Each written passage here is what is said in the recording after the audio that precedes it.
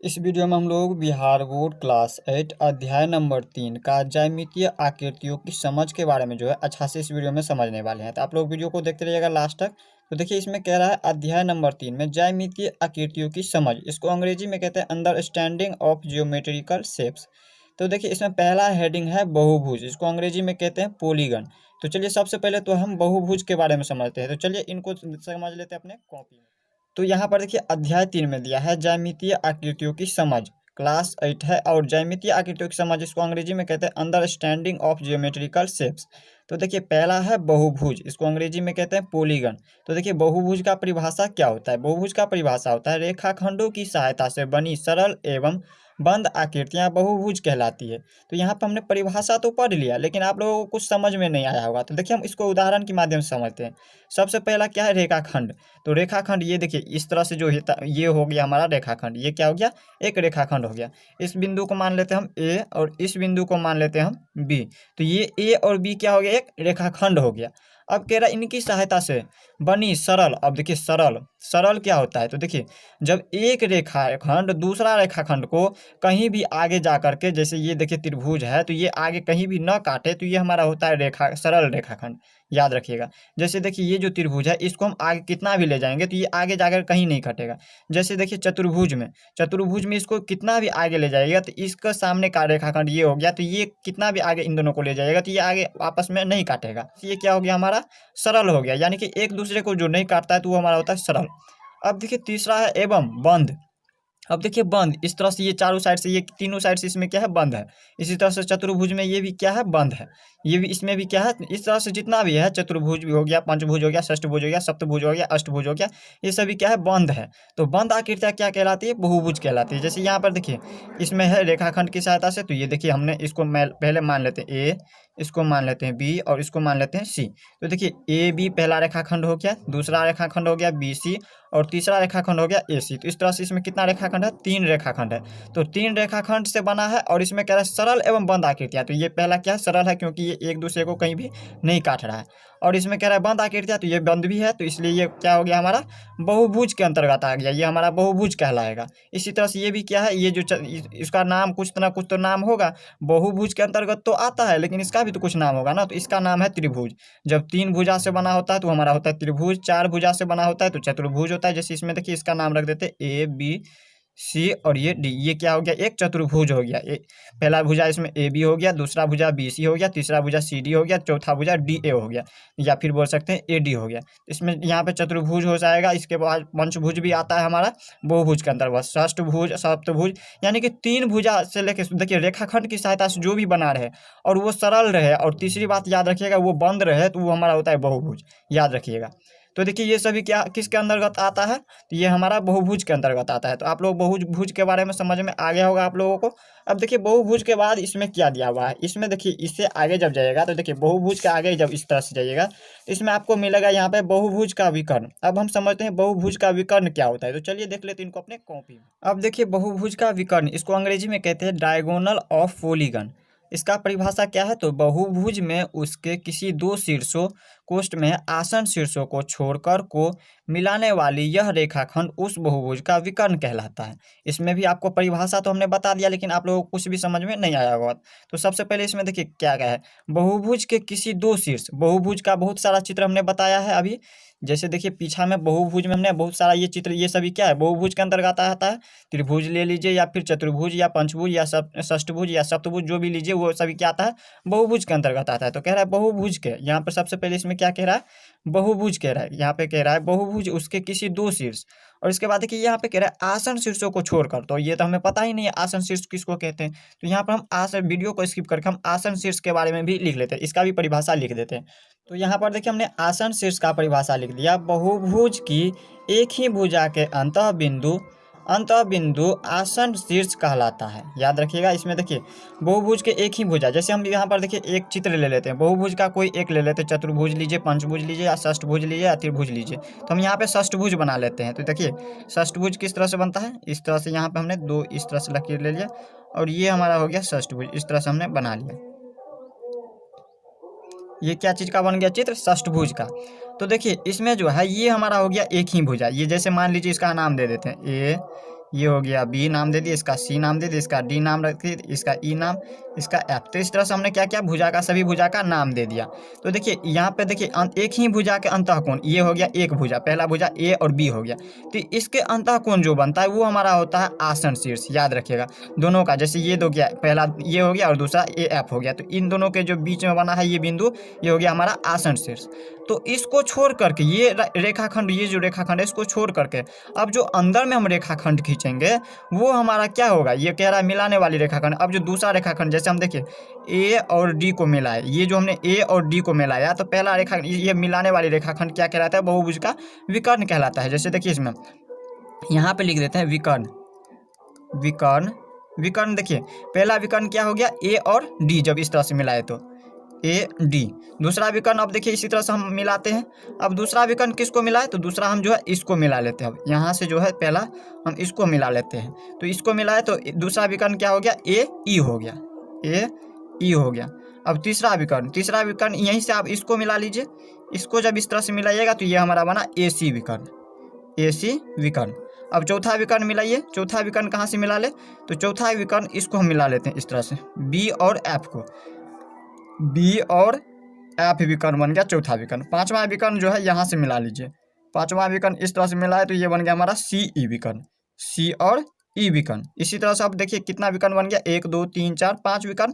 छठा विकर्ण देखिए इस तरह से बन रहा है, यहाँ से जो है इसमें हम मिला सकते हैं इस तरह से यहाँ पे, तो यहाँ पर क्या बना, डी और एफ विकर्ण बन गया, डी एफ विकर्ण बन गया।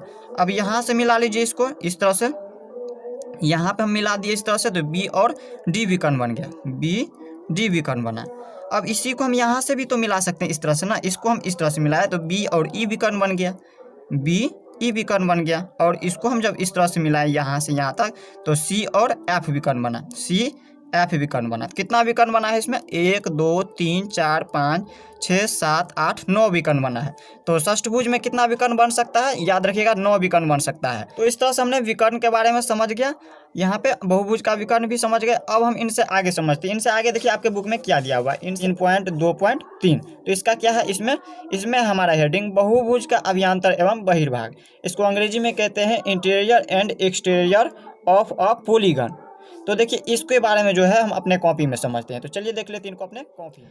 अब देखिए बहुभुज का अभ्यंतर एवं बहिर्भाग, इसको अंग्रेजी में क्या कहते हैं, interior and exterior of a polygon. तो इसका परिभाषा क्या होता है, इसका परिभाषा होता है चतुर्भुज के अंदर का भाग इसका अभ्यंतर तथा बाहर का भाग जो है बहिर्भाग कहलाता है। तो सबसे पहला हेडिंग क्या है हमारा, ये देखिए इसमें है चतुर्भुज। तो हम चतुर्भुज का चित्र बना लेंगे। चतुर्भुज तो आप लोगों को पता होगा किस तरह से बनता है, ये हो गया हमारा एक चतुर्भुज का चित्र।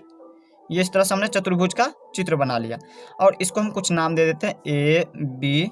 जरूरी नहीं है कि इसको ए माने इसको बी माने, कहीं भी मान सकते हैं। चाहे तो हम यहाँ पे भी ए मान सकते हैं, यहाँ भी बी मान सकते हैं, यहाँ सी मान सकते हैं, यहाँ डी मान सकते हैं, जिसको जो मानना है मान सकते हैं इस तरह से। तो हमने इसका नाम दे दिया चतुर्भुज का। और इसके अंदर का भाग जो है, इसके अंदर का भाग, जैसे यहाँ पे हम कुछ चित्र बना लेते हैं। मान लीजिए ये हमने चित्र बना लिया इस तरह से त्रिभुज का, तो ये जो अंदर में ये जो त्रिभुज बना है इसको कहेंगे अभ्यंतर, अभ्यंतर। इसके अंदर के भाग जो है, ये अंदर में जो है इसको हम बाहर लिख देते हैं, इसको अंदर में जो ये जो अंदर में है इसको कहेंगे अभ्यंतर, अभ्यंतर।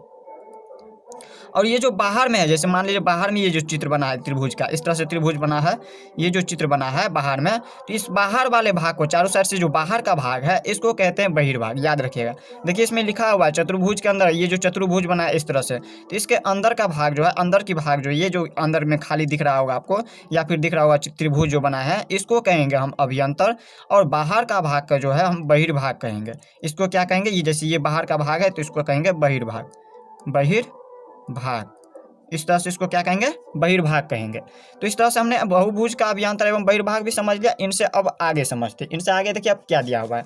इसके बाद देखिए 3.24 में दिया है, 3.24 में दिया है। इनसे ऊपर देखिए यहाँ पर दिया है बहुभुज के कुछ प्रकार। अब बहुभुज के प्रकार कितना है, तो 4 प्रकार है, उत्तल, अवतल, तीसरा है यहाँ पे सम और चौथा है विषम बहुभुज। तो इस तरह से इसमें 4 बहुभुज है। तो चलिए इनको भी समझ लेते हैं अपने कॉपी। तो यहाँ पर देखिए बहुभुज का प्रकार, इसको अंग्रेजी में कहेंगे काइंड्स ऑफ पॉलीगन। तो पहला है बहुभुज। बहुभुज का कितना प्रकार है? 4 प्रकार है। पहला उत्तल, दूसरा है अवतल, तीसरा है सम और चौथा है विषम। तो उत्तल में हम समझते हैं उत्तल के बारे में। तो देखिए इस उत्तल में जो है सभी कोण 180 डिग्री से कम होंगे। जैसे यहाँ पर देखिए ये हमने एक क्या किया, बहुभुज का चित्र बनाया। बहुभुज में ये चतुर्भुज है, तो इसमें हम चित्र जो बनाए हैं तो इसका सभी कोण जितना भी कोण है, इसमें कितना कोण है? 4 कोण है। एक कोण, ये दूसरा कोण हो गया, ये तीसरा कोण हो गया, ये चौथा कोण। इसमें कितना कोण है? 4 कोण है। तो चारों कोण जो है 180 डिग्री से कम ही होगा, उससे ऊपर नहीं होगा, याद रखिएगा। अब है अवतल। अवतल में क्या होता है? अवतल में जो है कम से कम एक कोण जो है 180 डिग्री से ज़्यादा होगा। तो इसमें अवतल में देखिए कितना कोण है? पहला ये कोण हो गया, दूसरा कोण ये हो गया, तीसरा कोण ये हो गया, चौथा कोण ये हो गया और पांचवा कोण ये हो गया। इसमें 5 कोण है। तो देखिए इसमें एक कोण जो है कम से कम 180 डिग्री से क्या होगा? ज़्यादा होगा। जैसे ये देखिए ये क्या है? 180 डिग्री से ज़्यादा है। किस लिए, कैसे पता चला इससे? तो देखिए हमने आपको यहाँ पे बनाया हुआ था, इसमें इस तरह से जो है कोण बनाना सिखाए हुए थे। जो यहाँ से जो है इस तरह से प्रकार से जब खींचते थे तो ये हमारा बनता था 60 डिग्री, ये 120 डिग्री, और जब तीसरा काटते थे तो इस तरह से ये पूरा कटता था, और ये जो पूरा इस तरह से मिलाते थे तो ये बनता था हमारा 180 डिग्री का। लेकिन इसमें इस तरह से नहीं है, इसमें क्या है? ये टेढ़ा है। इस तरह से ये इसमें क्या है? टेढ़ा है। तो टेढ़ा है तो ये 180 डिग्री से क्या होगा? ज़्यादा हो जाएगा। अब हम समझते हैं सम के बारे में। सम में क्या होता है? तो सभी भुजाएं एवं सभी अंतःकोण जो है समान माप का होंगे। अब देखिए सभी भुजा, तो ये हो गया हमारा क्या भुजा? जैसे हम नाम दे देते हैं AB सी डी, तो इस तरह से भुजा दिए। तो देखिए ए बी भुजा जो है समानांतर है किसके? सी डी के।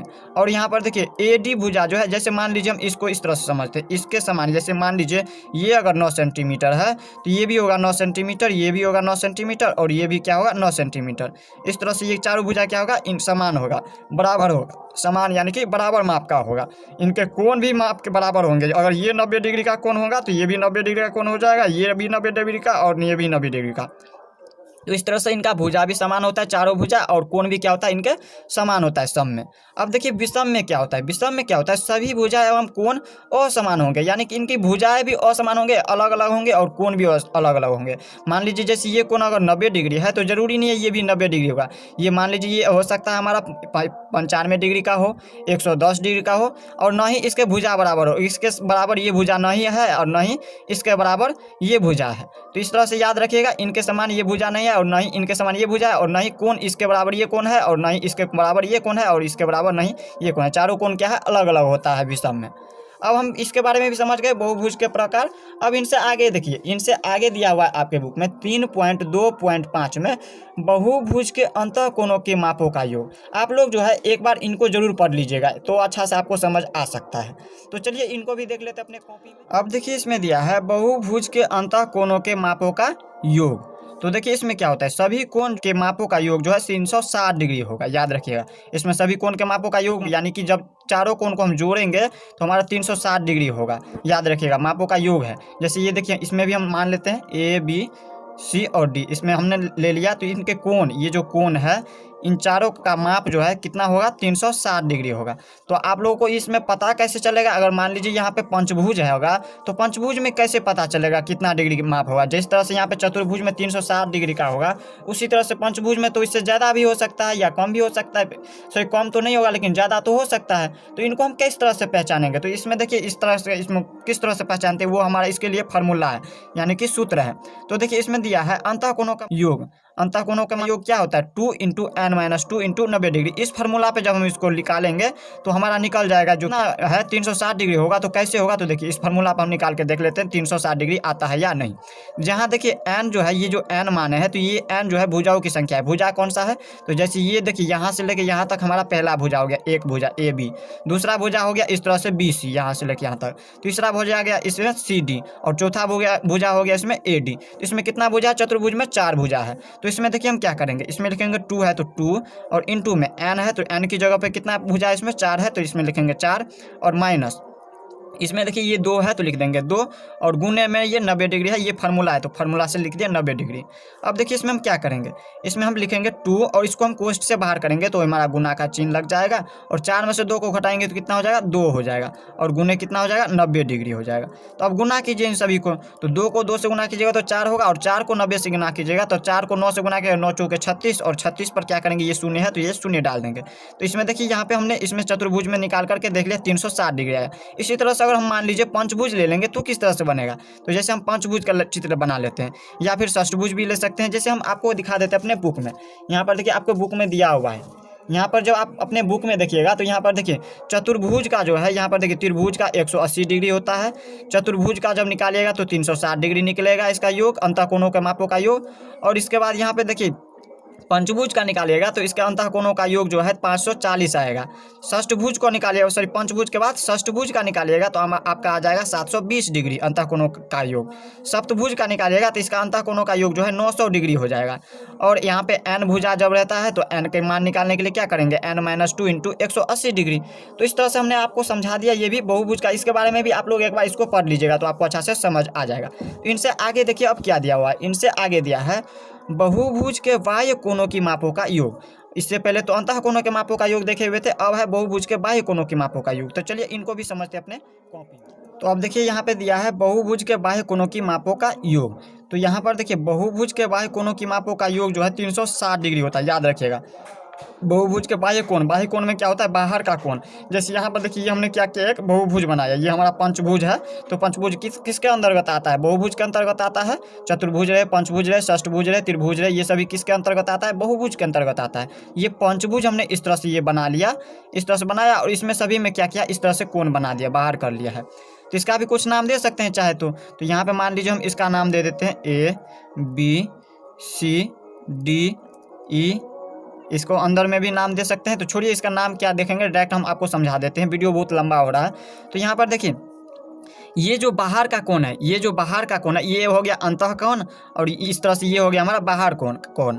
इसी तरह से इसमें भी ये हो गया हमारा अंतःकोण, ये हो गया बाह्य कोण यानी कि बाहर का कोण। इसमें भी ये हो गया अंतःकोण और ये हो गया हमारा बाह्य कोण। तो इसमें भी ये हो गया अंतःकोण और ये हो गया हमारा बाह्य कोण। इसमें भी ये हो गया हमारा अंतःकोण और ये हो गया हमारा बाह्य कोण। तो इस तरह से ये हमारा बाह्य कोण यानी कि बाहर का कोण होता है, और ये अंदर की कोण होता है। तो इसमें बाह्य कोण का माप कह रहा है, तो बाह्य कोण का जो योग मापों का योग जो है 360 डिग्री होता है। तो इसमें याद रखिएगा कितना डिग्री का माप होता है इसका। जैसे देखिए कहेगा आपको, यहाँ पे लिखेंगे, यहाँ पे अगर मान लीजिए दिया है कोण दिया है, कोण